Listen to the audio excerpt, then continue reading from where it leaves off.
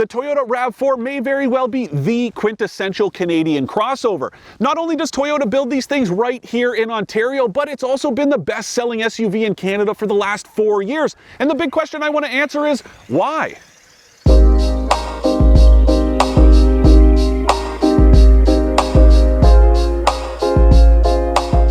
So what is it about the Toyota RAV4 that makes it so popular with Canadians? Well, to be blunt, I think it's because it's just so unremarkably remarkable. It's very good at what it does, but what it's good at is being just a very bland and easy to use SUV. And that suits most Canadians just fine. If you're looking for a crossover with character, well, this isn't it. But if you want something that's going to be reliable, safe, and practical, this does the job and then some. But you know, I do have to hand it to Toyota for punching up the styling of this newest version that went on sale last year. The automaker hasn't exactly been known for stylish products, but it's really gone above and beyond lately.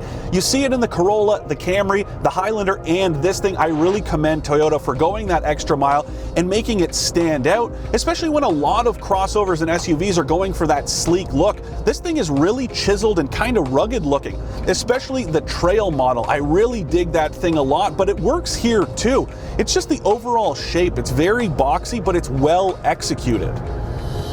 Now that Trail version gets some wider wheel arch moldings, a higher profile roof rack, and some different wheels, as well as color contrasting accents like the white roof that's available with a couple of the colors, and I really dig the way that thing looks. This one, well, it's a little bit more understated, and I think that's the point. It's got some silver accents and some bigger wheels, but there's not much setting it apart from a $28,000 RAV4, so if you want something to stand out and impress your neighbors, this is not going to do it for you. Unfortunately, I can't say the same about the interior. You know, there are some cool styling cues in here, but in terms of this loaded limited version, well, there's not a whole lot to set it apart from some of the cheaper models. A base version is about 25 grand less than this, and at first glance, you can't really tell what you're paying for in this version. And I think that's a bit of a disservice to customers out there. You know, if you're paying above 40 grand for a crossover like this, you expect to see and feel it, and you can't really do that in this thing. This limited version is only offered in 2 interior color choices, gray or black, and both of them are very understated. And when you look at the Trail, it really stands out. It's got a cool brown and white interior option, and it uses some orange accents to really spice things up and help it stand out. And when you look at something like the Subaru Forester that has a brown interior in its loaded model, I think Toyota could definitely stand to benefit from doing something like that in the RAV4.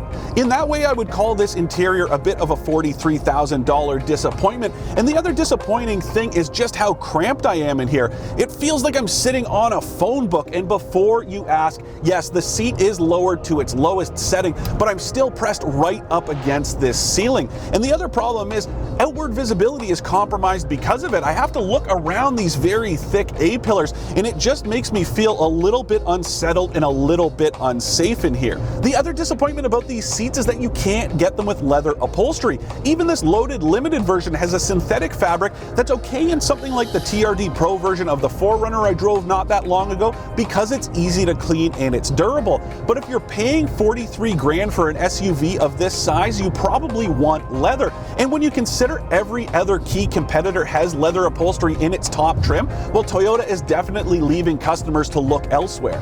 Aside from upholstery, there isn't much you can't get in the RAV4 when it comes to convenience, comfort, or safety, and that last part is a big one. Everything from automatic forward emergency braking to adaptive cruise control that works in stop-and-go traffic, lane keep assist, and automatic high beams are all standard in every RAV4 sold in Canada, and I really tip my cap to Toyota for making those features available on every RAV4 model. The only advanced safety features that aren't standard are reverse automatic braking, proximity sensors, a front view camera, and a bird's eye view. And all of that stuff is included in this limited trim, and there's not much it can't do. It all works really well too. None of it's overly intrusive. Some have complained that the adaptive cruise control doesn't quite get close enough to the vehicle in front of you, but I personally don't have a problem with it, and I say safety first. I'd rather have somebody cutting in front of me than getting a little bit too close and having the vehicle slam on its brakes. Comfort and convenience features in the base model are pretty limited. You get heated front seats and a 7-inch touchscreen that runs Apple CarPlay and Android Auto, which was added for this year, but that's about it. The Tester I'm driving has an 8-inch touchscreen, but aside from satellite radio and navigation, well, it's pretty much the same system you get in every RAV4 model, and it's just not very good. It's not the most responsive, and it's pretty laggy and slow. I do like that Toyota's put these buttons along the side of the screen so that you can navigate through menu options, but there's not a whole lot to like about it. I personally just plug my phone in and use Apple CarPlay to run things like Google Maps for navigation and traffic, as well as have my music accessible on the road. If you've got an Android, well, the good news is it is compatible with that this year, so you can run Android Auto as well. Another area that could be disappointing when it comes to this infotainment system is that there's no Wi-Fi hotspot, and that's something that's standard in every Honda CR-V sold in Canada. It's a great way to keep the kids connected and quiet on the road, so if that's important to you, you're not going to find that here either. Some other stuff to touch on in here is the heated steering wheel that comes in every version of the RAV4 except the base one, the ventilated front seats, heated rear seats, 11-speaker stereo, and wireless phone charger in this loaded version. Most of it is very well laid out and easy to use. It doesn't take a whole lot of time to adjust to life with the RAV4, though there are a few exceptions. Take these buttons by the driver's left knee. Now, that's not an uncommon location to put controls for things like a heated steering wheel, except these ones are really far over to the right and they're actually obscured from view, which means if you want to turn on or off your heated steering wheel while you're driving, you either have to fumble around for the button or take your eyes off the road to find it. It's not the greatest layout, but it's probably something you could get used to over time. In addition to the heated steering wheel, some other stuff you get in every version of the RAV4 except the base one include rain sensing wipers, keyless entry with a push button start, and a power tailgate. Now, something I failed to mention in the crossover comparison we did recently is that the RAV4's power tailgate is foot activated on this limited trim. It's not the fastest opening on the market, but once you look behind here, well, that's a big reason to buy a RAV4. There's not quite as much room as you get in the Honda CR-V, but there is plenty of space for most jobs.